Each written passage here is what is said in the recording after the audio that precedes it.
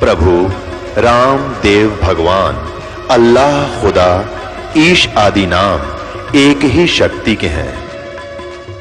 वो कैसा है, कहां है, कैसे मिलता है, किसने देखा है?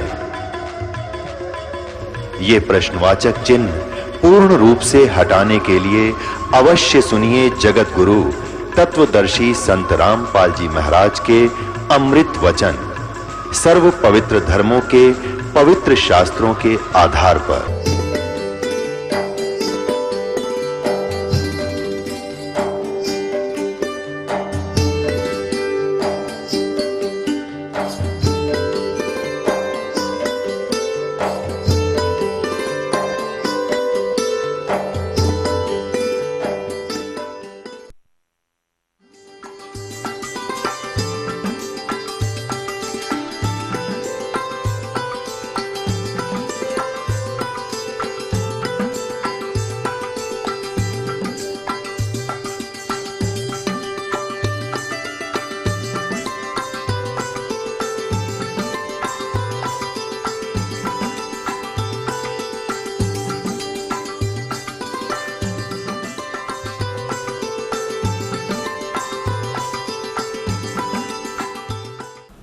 बोलो सतगुरुदेव की जय।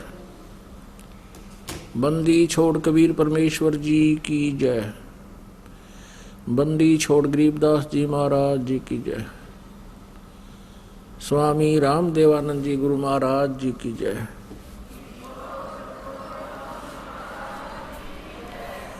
सर्व संतों की जय, सर्व भक्तों की जय,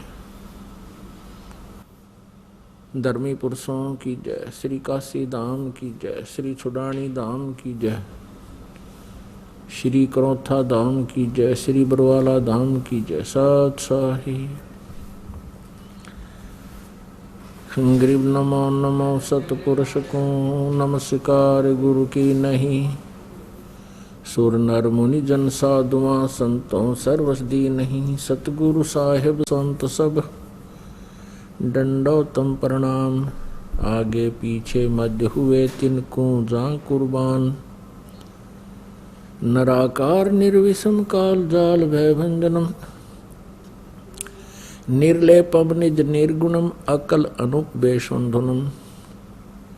सोहम सुरति समापतम सकल समाना नीरतलय उज्ज्वल हिरंबर हरदमम बेपरवाह अथाह है। वार पार नहीं मध्यतम। गरीब जो सुमरै सिद्ध होई ही गणनायक गलताना। करो अनुग्रह सोई पारस पद परवाना। आदि गणेश मनाऊं गणनायक देवन देवा। चरण कमल लो लाऊं आजंत करूं सेवा। परम शक्ति संगीतम रिद्धिदाता सोई। अवगत गुण अतीतम सत्य पुरुष निर्मोही। जगदम्बा जगदीशम मंगल रूप मुरारी। तन मन अर्पों शेषम भक्ति मुक्ति भंडारी। सुर नर मुनि जन ध्यावें ब्रह्मा विष्णु महेशा। शेष शेष मुख गावें पूज्य आदि गणेशा। इंद्र कुबेर सरीखा वरुण धर्म राय धावे। समर्थ जीवन जी का मन इच्छा फल पावे। 33 कोटि अधारा जावे 88। उतरे भव जल पारा कट है यम की फांसी। 33 कोटि अधारा जावे 88। उतरे भव जल पारा कट है यम की फांसी। सत साहिब कर जोरूं विनती करूं। धरूं चरण पर शीश। गुरु जी राम देवानंद जी महाराज ने दियो नाम बख्शीश। कोटि कोटि सिजदा करूं कोटि कोटि प्रणाम। चरण कमल में राखियो मैं बंदी जाम गुलाम। कुत्ता हूँ गुरुदेव का, रामपाल दास का नाम। गले प्रेम की जेवड़ी, जहाँ खेचो वहाँ जाऊं। तो करो तो बावड़ू, दूर दूर करो तो जाऊं। जो राखो त्यों ही रहूं, जो देवो सो खाऊं। जय इब कै सतगुरु मिले, सब दुख आँखों रोए। चरणों ऊपर शीश धरूं, कहूँ जो कहनी हो। कबीर साईं मिलेंगे, पूछेंगे कुशलात। आदि अंत की सब कहूँ, अपने दिल की बात। गुरु जी तुम ना भूलियो, चाहे लाख लोग मिल जाएं। हमसे तुमको बहुत है, तुमसे हमको नहीं। कबीर तुमरे विसारे क्या बने, मैं किस किस शरण में जाऊं। शिव बिरंच मुनि नारदा, तिनके हृदय न समाऊं। अब गुण किए तो बहुत किए, करत न मानी हारे। बावे बंदा बख्श दियो, बावे गर्दन उतारे। अब गुण मेरे बाप जी, बख्शो गरीब नवाज। जो मैं पूत कपूत हूँ, बोर पिता को लाज। मैं अपराधी जन्म का, नक्सिक भरे विकार। तुम दाता दुख भंजना, मेरी करो संभार। सूरत करो मम साइया, हम हैं भव जल माही। आप ही बह जाएंगे जो, तुम न पकड़ोगे बाँ। ए बंदी छोड़ दयाल जी, तुम तक हमारी दौड़े।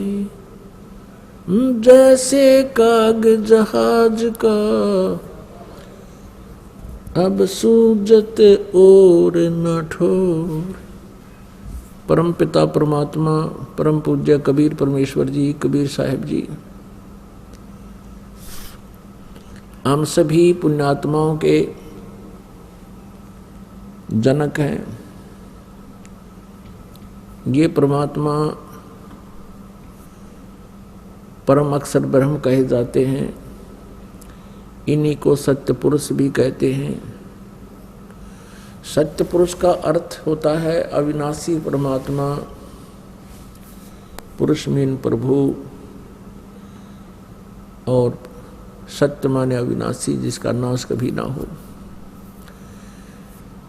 इसी के भाषा भिन्न या पर्यायवाची बहुत शब्द बन जाते हैं। परम अक्षर ब्रह्म, अकाल मूर्त, शब्द स्वरूपी राम, सतपुरुष। ये वो परमात्मा है जो सब ब्रह्मांडों का रचनहार है, और जो बनारस में, काशी शहर में, भारतवर्ष के काशी शहर के अंदर एक जुलाहे की भूमिका किया करते थे, जो धानक कहलाते थे। ये पूर्ण परमात्मा है, असंख्य ब्रह्मांड के स्वामी है। पुण्यात्माओं, परमात्मा की पहचान कैसे की जा सकती है? परमात्मा की पहचान करने के लिए हमने जो आधार बना रखा था वो ये था जैसे श्री कृष्ण जी ने मोरध्वज राजा के पुत्र ताम्रध्वज को आरे से 2 भाग करवा के जो मृत्यु को प्राप्त हो गया था उसको जीवित कर दिया, जिस कारण से हमने भगवान श्री कृष्ण जी को सुप्रीम पावर मान लिया। इसको कहते हैं चमत्कार परिचय, पर्चा बोलते हैं इसको, पर्चा परिचय भी शुद्ध हिंदी में परिचय कहते हैं, यानी पहचान प्रभु की। उन परिचयों में जो लक्षणों में से एक ये भी है कि परमात्मा मुर्दे को जीवित कर सकता है, और दूसरा ये भी है परमात्मा जीव की आयु भी बढ़ा देता है। और इसके साथ साथ और भी बहुत से गुण हैं, लक्षण हैं जिनसे परमात्मा की पहचान की जा सकती है। एक भगवान के गुणों में, लक्षणों में ये भी आता है कि वो निर्धन को धनी बना सकता है, रंक को राजा बना सकता है,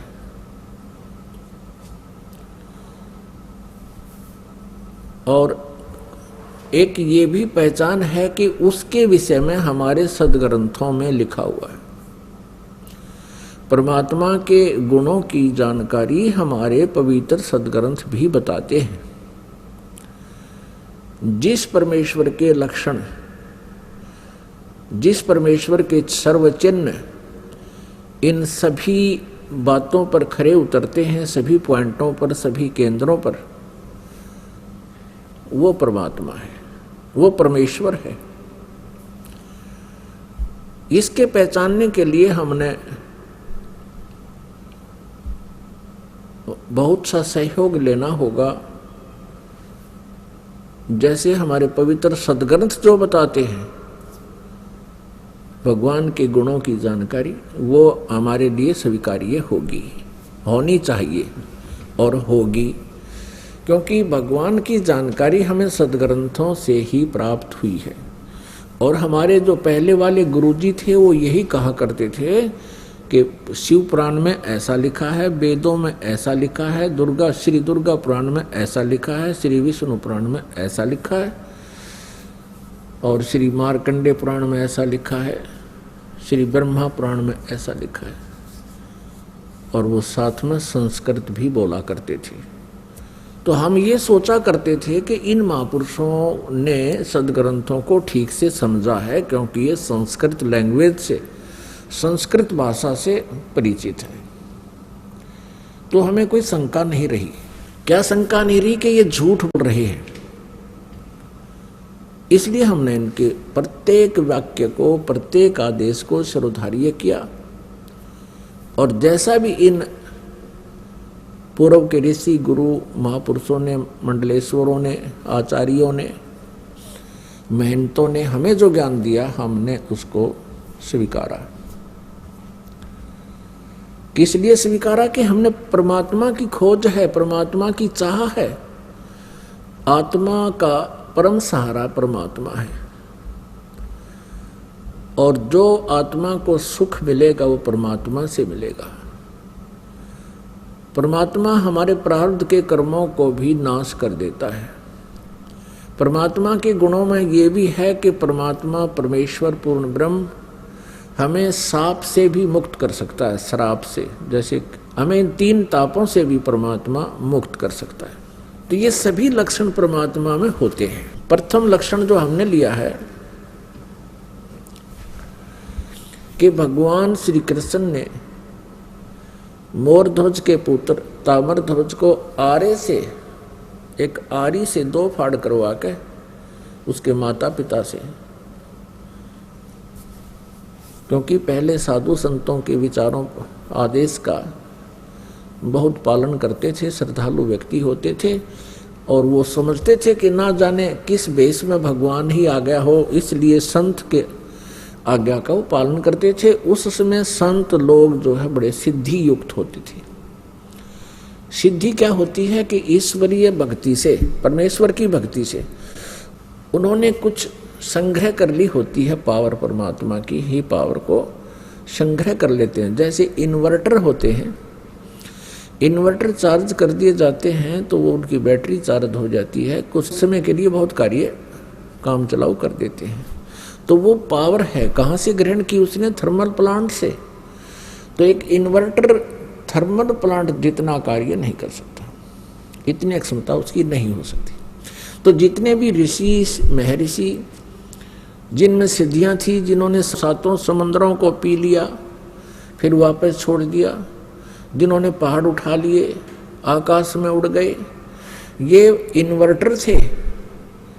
और जैसे श्री कृष्ण जी ने ताम्रध्वज को जीवित कर दिया, सुदामा जी का महल बना दिया, ये श्री कृष्ण तक भी इन्वर्टर थे, वो थर्मल प्लांट नहीं थे।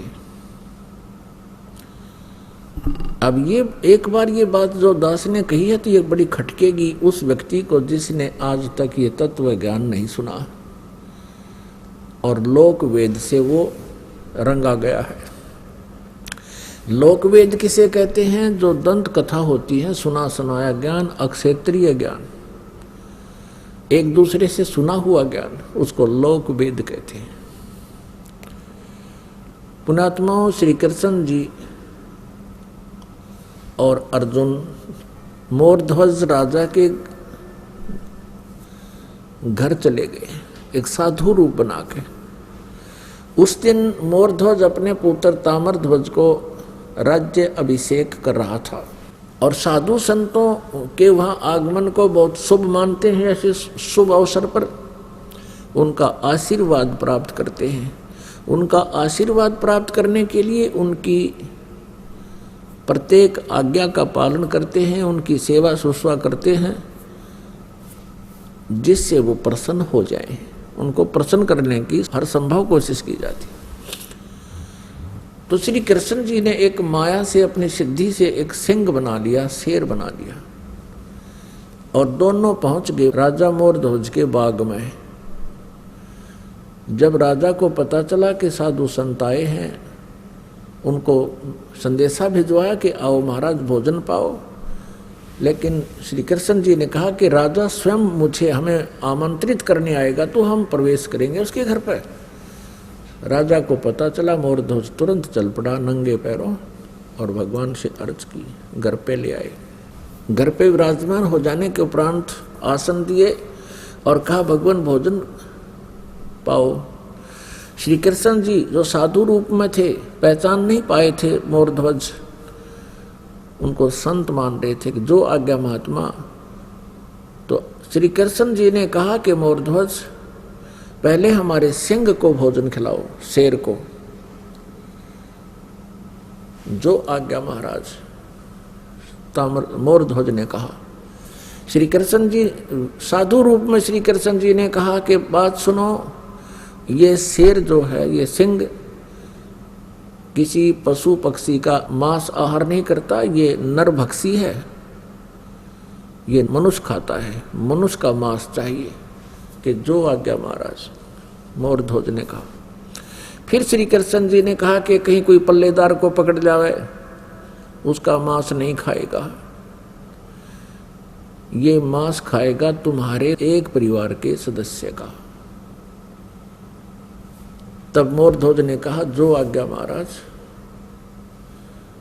कि जाओ फिर करो तैयार। अब मोरध्वज ने ताम्रध्वज और रानी से कहा कि साधु महात्मा आए हैं, उनकी कंडीशन है कि वो पहले सिंह को भोजन कराना है और शेर मांस मनुष्य का खाएगा। और यहाँ तक भी उन्होंने कह दिया है कि ये मांस आपके घर के सदस्य का ही खाएगा। मोरध्वज जी ने कहा कि देखो पुत्र सियाना हो गया, युवा हो गया है, राज्य अभिषेक अभी इसको कर देते हैं, ये अपना राज्य संभालेगा, तुम माँ और पुत्र दोनों राज्य करना और मेरा काम पूरा हो चुका है और मैं साधुओं के सिंह का भोजन बन जाता हूँ। तब रानी ने कहा देखो मैं पतिव्रता स्त्री हूँ और पतिव्रता स्त्री से पहले उसका पति यदि मृत्यु को प्राप्त हो जाता है तो उसका जीवन नरक होता है। मैं नहीं जी सकती। और मेरा काम क्या था? मेरा काम था आपका वंश चलाना। आपका वंश चल गया, अब मेरा क्या काम रह गया? लड़के का ब्याह कर लेना, दोनों पिता पुत्र अपना कार्य कर, राज्य संभालो। बच्चा अयाना है, ये राजकाज को ढंग से नहीं समझ पाएगा, आप इनकी हेल्प करते रहना और मुझे आहार बनने दो सिंह का। तब लड़का कहता है ताम्रध्वज के माता पिता, मैं माता पिता के ऋण से मुक्त नहीं हो पाया हूँ। अभी तक तो मेरी आपने सेवा ही सेवा की है, मैं तो आपकी कुछ सेवा कर नहीं सका, इसलिए मैं सिंह का आहार बनूंगा। आप मुझे पितृ ऋण से मुक्त होने दीजिए। अब वहां भगवान श्री कृष्ण से जो साधु रूप में बैठे थे उनसे आकर कहा, उन्होंने सारी कहानी फिर दोबारा दोहराई और कहा भगवान आप ही फैसला कर दो। तब श्री कृष्ण साधु वेश में विराजमान श्री कृष्ण जी ने कहा कि राजा और रानी यानी अपने पुत्र ताम्रध्वज को आरे से 2 फाड़ करें और तुम्हारे पुत्र का मांस ये शेर खाओगा, सिंह खाओगा। जो आ गया, आरा उठा लिया, एक तरफ माँ खड़ी होगी, एक तरफ पिता, और लड़का लिया बिठा। और एक बात और कही कि यदि किसी के भी तुम्हारे आंसू आ गए, तीनों में से सिंह भोजन नहीं करेगा। अगदी जो आज्ञा आपकी। तो जब वो चीरने लगे, कहा कि इसको 2 फाड़ कर दो। बायां लेफ्ट जो है पार्ट ऑफ बॉडी, बायां हिस्सा शरीर का शेर नहीं खाएगा, ये अपवित्र है। केवल दायां हिस्सा ही खाएगा, बाएं को फेंक देना, दाएं को उठाकर पकाओ, पकाना है। ये बात सुनकर के उस समय आरा चल रहा था, ताम्रध्वज की आंखों में आंसू आ गए।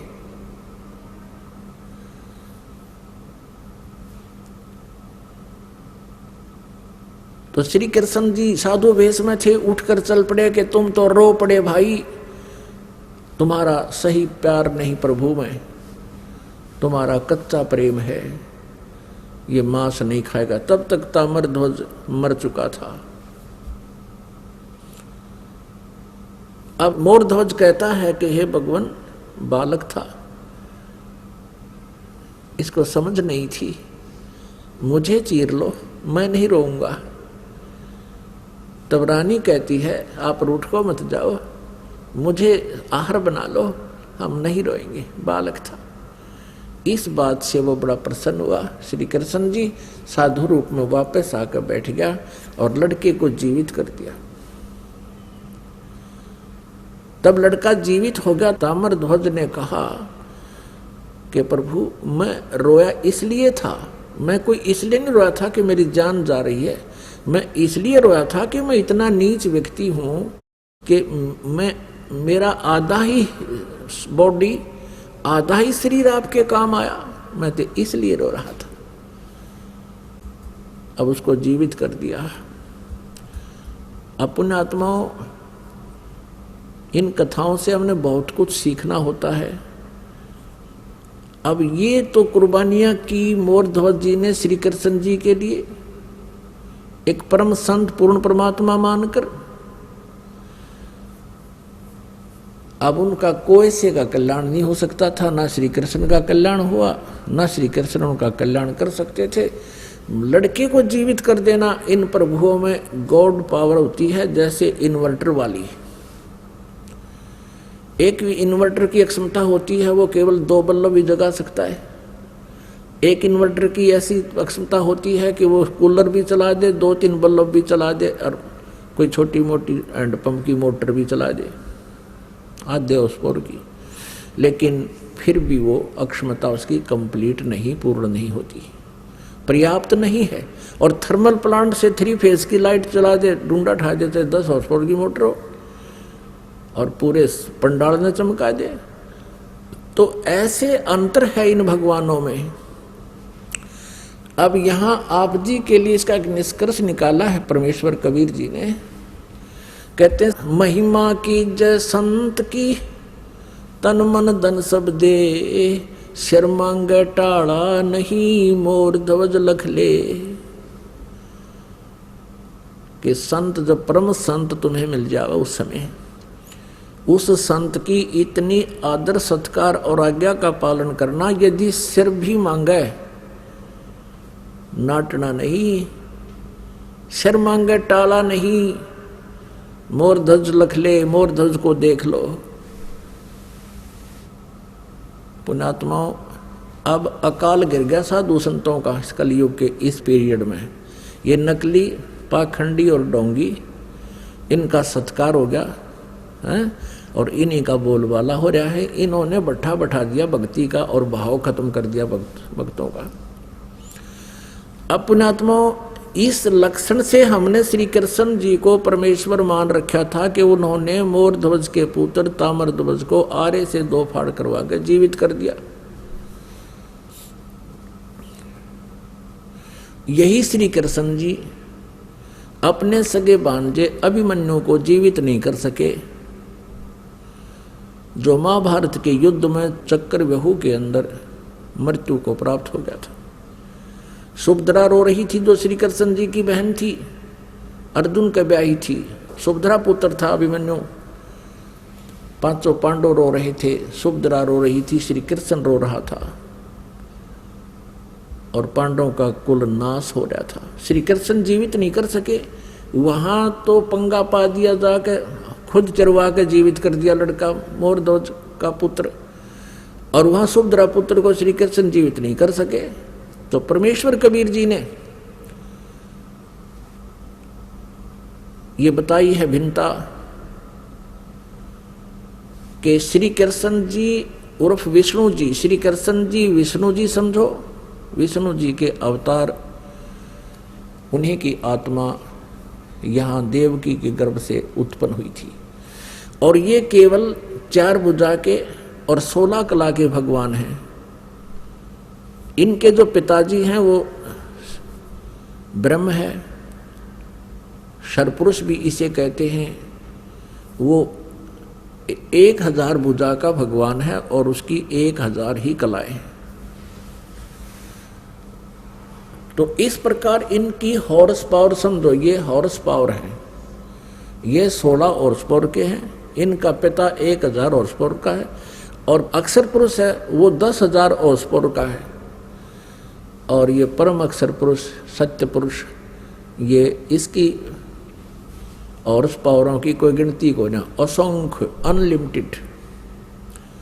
तो जो कार्य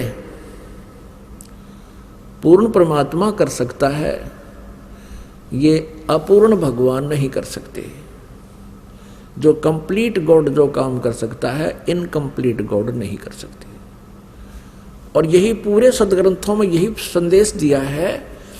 श्रीमद् भगवत गीता जी में यही कहा है कि अर्जुन तू सर्वभाव से उस परमेश्वर की शरण में जा। गीता जी अध्याय नंबर 18 के श्लोक नंबर 62 में और 66 में, दोनों में ये प्रमाण है। लेकिन 66 वाले को तो इन्होंने घुमा रखा है, वर्तमाने आना कर रखा है, जबकि वर्तमाने जाना होता है। और उसी की कृपा से ही तू परम शांति को और सनातन परम धाम को प्राप्त होगा। अब यहां प्रसंग है कि वो मोर ध्वज के पुत्र को तो जीवित कर दिया। अब सुभद्रा पुत्र को श्री कृष्ण जीवित क्यों नहीं कर सके? क्योंकि अभिमन्यु की आयु सीमा प्रारब्ध इतना ही था। अब अभिमन्यु का प्रारब्ध इतना ही था, उसकी आयु शेष नहीं थी। तो ये भगवान आयु नहीं बढ़ा सकते। हाँ, इस टूटे फूटे शरीर को ये जोड़ तोड़ कर सकते हैं और इस आत्मा को पुण्य स्थापित इसमें कर सकते हैं। जैसे ऐसे बहुत से महापुरुषों ने, संतों ने भी किया है। जैसे महर्षि वाल्मीकि जी थे, जिसमें सीता जी को निकाल दिया था घर से भगवान श्री रामचंद्र जी ने, वो गर्भवती थी। महर्षि वाल्मीकि जी के आश्रम में जाकर उन्होंने शरण ली, वहाँ रहने लगी, पुत्र को जन्म दिया। उसके बाद एक दिन जब वो उसका नाम लव रख दिया, जब लव 8-9 महीने का हो गया, वो 1 वर्ष का हो गया, सीता जी कपड़े धोने के लिए दरिया पर जाया करती थी प्रतिदिन, और बच्चे को पालने में सुला जाया करती थी। और वाल्मीकि जी से प्रार्थना करके जाती थी, पिताजी बच्चे का ध्यान रखना, कि जा बेटा मैं ध्यान रखूंगा। एक दिन ऐसा हुआ कि महर्षि जी समाधिस्थ हो गए थे और सीता बच्चे को वहीं लेटाकर चली गई, ये कहकर के पिताजी ध्यान रखना। कुछ देर के बाद उसको ध्यान में आया कि पिताजी यानी ऋषि जी साधना कर रहे हैं, हो सकता है उसकी आंखें ना खुलें, देर तक समाधिस्थ बने रहें, कहीं पीछे से कोई बच्चे को पशु पक्षी उठा ना ले जाए। ये सोचकर वापस जाकर बच्चे को उठा लाई। वाल्मीकि जी जब समाधि अपनी साधना से उठे, देखा बच्चा है नहीं। अब वाल्मीकि जी ने देखा कि भी लड़की पहले दुखिया बहुत है और बच्चे के अभाव में या टक्कर मार मार कर मर जाएगी, मेरे से देखा नहीं जाएगा। इसलिए अपनी भक्ति शक्ति से उसने डाब के पत्ते तोड़े, कुश के, कुशा बोलते हैं, कुश बोलते हैं डाब को, एक घास होता है। डाब के पत्ते तोड़े, उनको ऐसे मला और अपनी मंत्र शक्ति से और पुत्र एक लड़का बना दिया और वो लेटा दिया वहां पर, 1 वर्ष की आयु का। अब सीता वापस आई, उसने पूछा पिताजी ये दूसरा लड़का किसका है? तब ऋषि जी ने देखा कि लड़की तो बच्चे को गोद में लिए हुए है। तब उसने कहा बेटी ये भी तेरा ही है। तब उसने सारी कहानी बताई कि बेटी तू कहकर गई थी कि बच्चे को ध्यान रखना और प्रतिदिन कह के जाती थी। आज मैं देर से समाधि से उठा तो मैंने सोचा लड़की बच्चे को यहीं लेटा कर गई होगी और बच्चा नहीं है, कोई उठा ले गया होगा पक्षी पशु और बेटी रोएगी, इसलिए मैंने ये एक पुत्र तेरे लिए और अपनी सबद शक्ति से बना दिया। अब दोनों को पाल। अब सीता ने उन दोनों को पुत्र रूप में पाला, उसका नाम कुश रख दिया। लव और कुश ये 2 पुत्र थे। तो कहने का भाव यह है कि ऐसे चमत्कार जो होते हैं इनको बोलते हैं परिचय, इसको पर्चा बोलते हैं, चमत्कार बोलते हैं। इन चमत्कार मात्रों से हम, इन चमत्कारों मात्र से हम परमात्मा नहीं मान सकते प्रत्येक व्यक्ति को। इसके साथ साथ और बहुत से भी लक्षण होते हैं। पुण्यात्मा, अब हम आपको परमेश्वर कबीर जी के विषय में जानकारी देंगे। इसी के पैरेलल के श्री कृष्ण जी ने मोर ध्वज के पुत्र को जीवित कर दिया।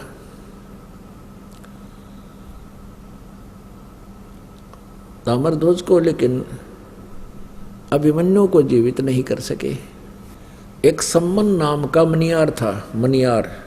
मनियार कहते हैं जो चूड़ी बेचा करते गांव गांव में, कांच की चूड़ियां होती थी।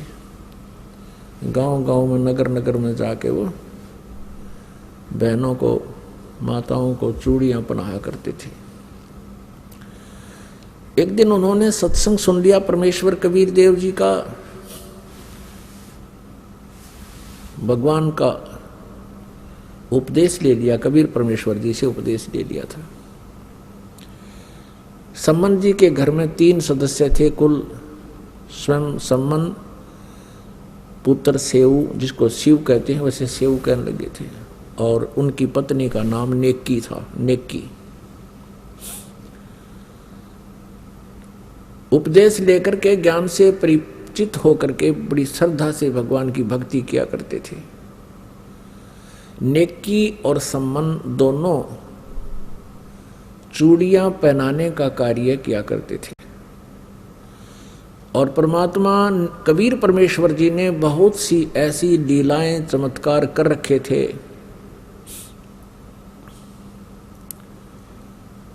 तो वो बताया करते थे जहां भी चूड़ियां पहनाने जाते थे, एक पंथ दो काज किया करते थे।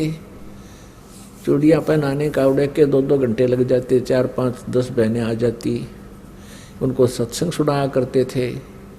उनके हाथ में जैसे धागा लगा हुआ है, वो पूछा करते थे कि ये धागा कैसा बांध रखा है। तो बताते थे कि हमने ऐसे गुरु बना लिया है, हमारे गुरु जी हैं। तो पुण्यात्माएं होती थी, परमात्मा की चर्चा सुनाना शुरू कर देते थे। सम्मान और नेकी अपने अपने स्थानों पर जहाँ जहाँ वो सेवा करने जाते थे, चूड़ियों बेचने की, पहनाने की। वो कहा करते थे कि हमारे भगवान कबीर साहिब हैं, वो पूर्ण परमात्मा हैं, स्वयं सर्व सृष्टि रचनहार स्वयं ही आए हुए हैं पृथ्वी पर। और बताया करते थे कि उन्होंने सिकंदर लोधी राजा की, दिल्ली के बादशाह के जलन के रोग को ठीक कर दिया, किसी से भी नहीं हुआ था। एक गाय मार दी थी तलवार से सिकंदर लोधी ने कि मेरे सामने जीवित करके दिखा दे, जब जानू तू अल्लाह की जात है। तो हमारे कबीर परमेश्वर जी ने वो मरी हुई गाय उन सब हजारों व्यक्तियों के, दर्शकों के सामने जीवित कर दी थी। बच्चा और गर्भ में था, दोनों माँ पुत्रों का 4 हिस्से हो गए थे। परमात्मा ने 2 थपकी, एक थपकी लगाई थी आशीर्वाद भरी, और दोनों जीवित हो गए थे और दूध की बाल्टी भर दी। गाय और बच्चे को जीवित करके महर्षि रामानंद जी परम पूज्य परमेश्वर कबीर जी के मुंह बोले वैसे औपचारिक गुरु थे। सिकंदर लोधी ने उनकी गर्दन काट दी थी रामानंद जी की, और उनका प्रारब्ध परमात्मा कबीर जी ने बताया था कि ये प्रारब्ध ऐसा ही है। रामानंद जी की मृत्यु सिकंदर लोधी से ही होनी थी। उसके बाद परमात्मा ने रामानंद जी को जीवित कर दिया और आगे अपनी कृपा से उसका आयु बख्श दी। ऐसी ऐसी कथाएं सुनाया करते थे। एक शारदा नाम की ब्राह्मणी थी, उसने परमात्मा कबीर जी से उपदेश लिया था, उसका असाध्य रोग जो प्रारब्ध में लिखा था वो ठीक कर दिया। बड़े पहुंचे हुए परमात्मा संत हैं हमारे गुरु जी, ऐसे ऐसे वो कथाएं सुनाया करते थे। अब नगर के लोग, अब क्या होता था कि वो बहनें वो विचार सुन के जाती थी, वो अपने पतियों के सामने बताती थी कि ऐसे ऐसे एक मनियार आया था, एक मनियारी आई थी और ऐसे ऐसे बता रही थी। तो उनके पति कहते थे ये सब झूठ बोलते हैं, ये संत पाखंडी होते हैं, भोली आत्माओं को अपने चुंगल में फंसा रखा है। यदि इनके गुरु ऐसे पहुंचे हुए हैं तो इनको धनी क्यों ना बना देते। ये इनके पास ना ढंग से कोई मकान है, ना इनके पास ढंग से कपड़े हैं, हैंड टू माउथ ये जी रहे हैं, इनको क्यों नहीं धनी बना देते। अब बहनें जो वहाँ ज्ञान सुनकर जाती थी अपने पिता की, अपने पति के इस तर्क से, फिर वो ये भी कहने लग जाती थी। तो ऐसे दूसरी बार वहाँ चर्चा होती थी उन मनियार और मनियारी के द्वारा, तो वो ये तर्क देते थे कि भी तुम बात तो करते हो बड़ी बड़ी, लेकिन तुम स्वयं भूखे मर रहे हो। कभी तो आटा उधारा ले जाते हो, कभी कुछ उधारा ले जाते हो, तुम्हें क्यों नहीं सेठ बना देता तुम्हारा गुरु। तो वो क्या कहते थे कि हम भगवान से मोक्ष मांगते हैं, हम यहाँ का धन नहीं मांगते। तो वो कहते हैं मोक्ष तो बाद की बात है, पहले तो रोटी भी तो चाहिए। तो इनके जो के संसार के विचारों में और भगत के विचारों में, जगत के विचारों में, भगत के विचारों में बहुत भिन्नता होती है, और इसी कारण से तालमेल नहीं बनता, विरोध बना रहता है। पुण्यात्माओं, अब परमात्मा की कई लीलाएं बतानी पड़ेंगी इसमें। एक समय एक शेख तकी नाम का सिकंदर लोधी दिल्ली के बादशाह का गुरु था, धार्मिक गुरु था। और जब उसको ये पता चला कि सिकंदर लोधी के जलन का रोग कबीर जी ने ठीक कर दिया, परमेश्वर कबीर जी ने, और सिकंदर लोधी ने बताया कि मैंने अपने हाथों से अपनी तलवार से स्वामी रामानंद जी को मार दिया था, कत्ल कर दिया था, उसका धड़ से अलग कर दी थी उनकी जो है गर्दन, और कबीर जी ने जीवित कर दिया। इस चीज को देख करके शेख तकी के मन में बहुत ईर्ष्या होगी कबीर जी के प्रति कि ये इतना प्रभाव जमा बैठा है राजा के दिल में, अब मेरी दाल गलेगी नहीं। और जब तक मैं कबीर जी को सिकंदर लोधी बादशाह के हृदय से नजरों से नहीं गिरा दूंगा, तब तक मेरी रीवैल्यू नहीं होगी। इस सोच से, इस दृष्टिकोण से उसने कबीर जी को नीचा दिखाने के लिए, एक दिन राजा काशी से आ रहा था सिकंदर लोधी, साथ में कबीर जी भी थे और शेख तकी भी थे। बनारस से दिल्ली लौटते समय एक दरिया के किनारे रात्रि में पड़ाव कर लिया था।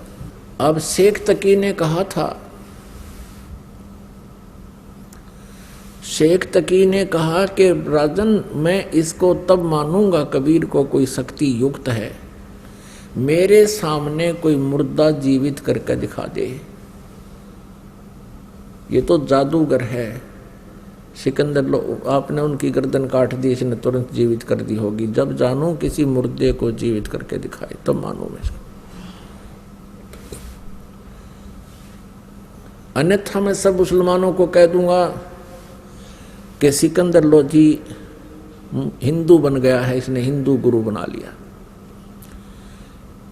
इस बात का सिकंदर लोधी को पता था कि मुसलमान भोली श्रद्धालु मुसलमान जितने भी हैं शेख तकी के प्रत्येक आज्ञा का पालन करते हैं।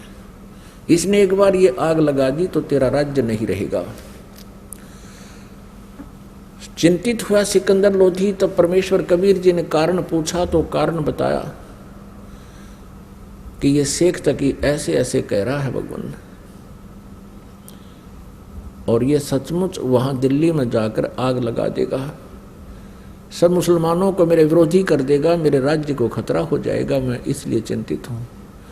ये कहता है कि एक मुर्दा कोई जीवित करे कबीर तब मैं मानूं। कबीर साहब ने कहा कि उसको कह दो कि एक मुर्दा ढूंढ लाओ कोई। अब कहने का भाव ये है पुण्यात्माओं के मालिक की रजा, क्योंकि वो अपने भक्त को टेंशन युक्त नहीं रहने देते कबीर परमेश्वर। सिकंदर लोधी को अत्यंत टेंशन होगी थी कि ये तो बात बिगड़गी, यो नहीं माना किसी तरह भी। बहुत कुछ समझाया था कि पीर जी देखो मेरे क्या हालत थी, मैं कितना दुखी था, जलन का रोग मुझे लगा हुआ था और मैं स्वस्थ हो गया। आप जी ने सब जंतर मंत्र कर लिए थे, सब वैद्यों को आपने बुला लिया था, मैं फिर भी स्वस्थ नहीं हुआ था। कबीर जी के आशीर्वाद मात्र से मैं स्वस्थ हो गया। अब मैं इसको कैसे हृदय से उतार दूं। शेख तकी की तो दूनी भौंट सुकड़गी, उनकी त्योड़ी पड़गी। ठीक है, तो इसी को मान ले, अपना गुरु मान ले इसको, मैं कह दूंगा मुसलमानों को। अब इतनी टेंशन होगी राजा को कि भाई बात बिगड़गी। तब परमेश्वर ने कहा कि चलो। उसी समय लीला हुई। वो तो कहते सोचल छिद्र मैं करूं अपने जन के काज, ऐसी हुई रजादाता की कि कुछ कबीले ऐसे हैं वो न तो जमीन में गाड़ते मुर्दे को, न सहा करते, अग्नि में नहीं जलाते। वो क्या करते हैं, वो जल प्रवाह कर देते हैं। एक घास फूस का एक फ्लोटिंग बना करके एक बेड़ा सा तैरने वाला लकड़ियों का सूखा, और उसके ऊपर लिटा देते हैं सुसज्जित कपड़े कुपड़े साफ उनको उड़ाकर, और एक दीपक प्रज्वलित कर देते हैं और दरिया में अपने रीति रिवाज से उसको प्रवाह कर देते हैं। ऐसे जल प्रवाह किया हुआ एक मुर्दा आ रहा था। 12-13 वर्ष की आयु का शरीर था उस बच्चे का। अब सुबह सुबह सभी खड़े थे, कोई नहा रहा था, कोई भोजन बना रहा था। किसी ने देखा कि मुर्दा आ रहा है, तो शेख तकी ने कहा कि बुला ले तेरे कबीर को, कर दे मुर्दे को जिंदा। अब कबीर परमेश्वर जी ने कहा कि शेख तकी पहले आप प्रयत्न करो, कहीं बाद में ये कहे कि मैं भी कर देता इसको। शेख तकी ने किए जंतर मंतर, वो मुर्दा चला गया 2-3 फरलांग यानी 1800 फुट डाउन स्ट्रीम में, नीचे को जल बह रहा था उधर को। तब शेख तकी ने कहा कि ये चाहता था कबीर जी कि मेरे सिर से बला टल जाए, मुर्दे कभी जिंदे होते, वो तो कयामत के समय होंगे। तब परमेश्वर कबीर जी ने कहा कि ठीक है। ऐसे इशारा किया था मालिक ने उस मुर्दे को जो जा रहा था, नु बह करके उसको ऐसे कर दिया, वो वापस चल पड़ा जैसे इंजन वाली नौका वापस चल पड़ती है दरिया के फलों के विपरीत, बहाव के विपरीत। ऐसे अप स्ट्रीम को और आ गया और वहां आकर के रुक गया जहां कबीर परमेश्वर विराजमान थे, खड़े थे, आए है उपस्थित थे। मुर्दा से ऊपर रुका हुआ है जैसे नौका हो और नीचे से दरिया की तरंगे बह रही हैं, लहरें। तब परमेश्वर ने कहा कि हे जीवात्मा, कबीर परमेश्वर जी ने कहा कि हे जीवात्मा जहां भी है कबीर हुक्म से इसमें प्रवेश कर मुर्दे मर वापस आ जा तू। एकदम वहीं से वो आत्मा वापस प्रवेश हुई और वो लड़का जीवित होकर के बाहर आके परमेश्वर कबीर जी के चरणों में दंडवत प्रणाम किया। बोलो बंदी छोड़ कबीर साहेब की जय हो।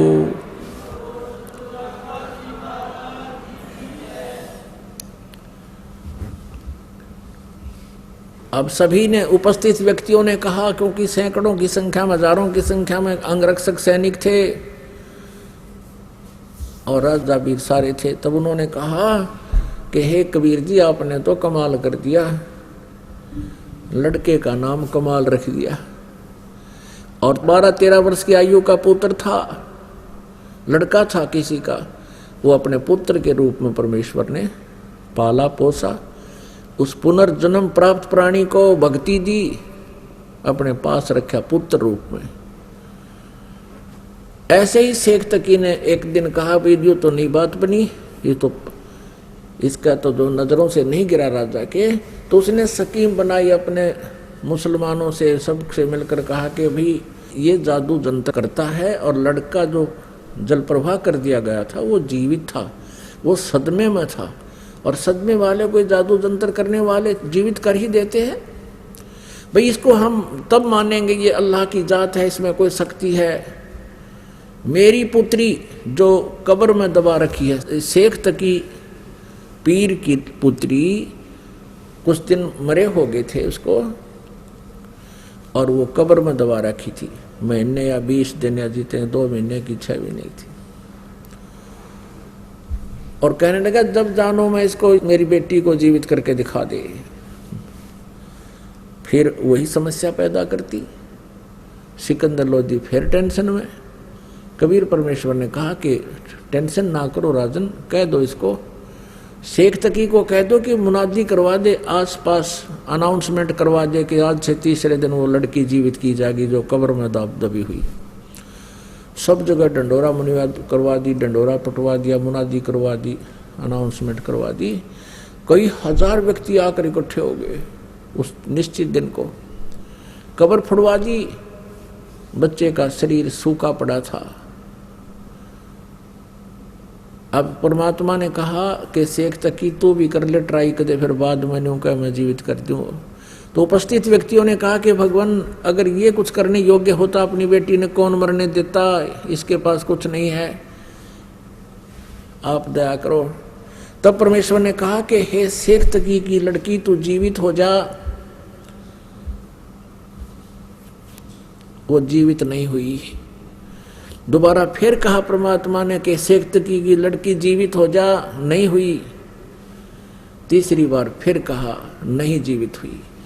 अब शेख तकी ने बंगड़ा पा दिया, नाचर कूद, क्या देखा, ढोंगी का ढोंग पकड़ा गया। अब कर देना जीवित, अब कर देना जीवित। अब उस शेख तकी पाप आत्मा को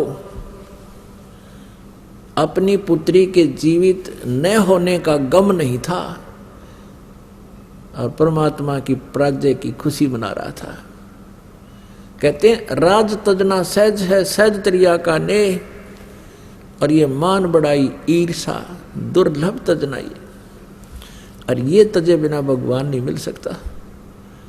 तब परमात्मा ने क्या कहा कबीर जी ने कि हे जीवात्मा, जहां भी है तू, कबीर हुक्म से वापस आ जा और इस बच्ची के शव में प्रवेश कर और जीवित होकर बाहर आ जा। इतना कहते ही उस शरीर में हलचल हुआ, ऐसे कंप कपी, और एकदम वह बेटी खड़ी हुई। 12-13 वर्ष की उम्र की आयु थी उस समय उस लड़की की भी, और बाहर आकर दंडवत प्रणाम किया कबीर परमेश्वर को। सबने कहा कमाल कर दिया भगवान, कमाल कर दिया। कोई 1000 व्यक्ति इकट्ठे थे, देख रहे थे इस दृश्य को। कमाल कर दिया, कमाल कर दिया। लड़की का नाम कमाली रख दिया, अपनी बेटी के रूप में अपने पास रखा। अब कबीर परमेश्वर जी ने कहा कि जा बेटी अपने पिता शेख तकी के साथ। तब लड़की ने 1.5 घंटा तक प्रवचन किए कि मेरा और शेख तकी जी का जितना संबंध था पुत्री और पिता का, वो समाप्त हो चुका था। मेरी आयु मनुष्य की शेष नहीं थी। अब उस लड़की ने कहा कि हे श्रोताओं, ये पूर्ण परमात्मा है, ये कबीर अल्लाह है, ये अल्लाहु अकबर हैं, ये स्वयं उतरे हैं। अपने पिछले जन्म की कई कहानी सुनाई कि पहले जन्म में मैं एक राबिया नाम की लड़की थी, ये परमात्मा मुझे वहाँ भी मिले थे।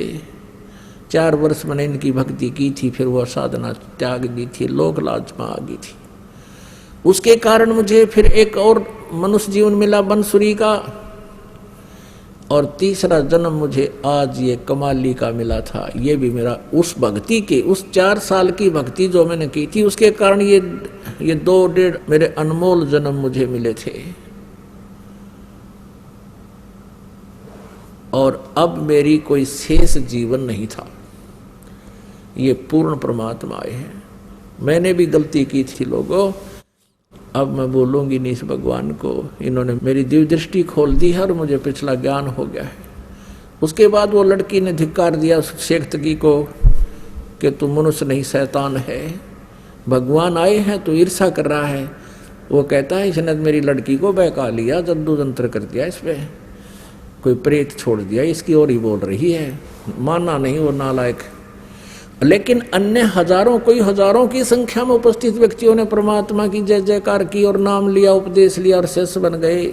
अपनात्मा परमात्मा की परिभाषा को समझने के लिए बहुत से प्रमाण आपको देने पड़ेंगे, और तभी हम भगवान को पहचान सकेंगे। जब तक हम भगवान को नहीं पहचानेंगे, परमेश्वर को, हम अपना कल्याण नहीं करवा पाएंगे, क्योंकि हमें कोई ना कोई भ्रमित कर ही देता है। काल का दूत कोई ना कोई ऐसी स्टोरी सुना देगा जिससे आपको विचलित कर देगा। लेकिन इन प्रमाणों से आप विचलित नहीं हो सकते।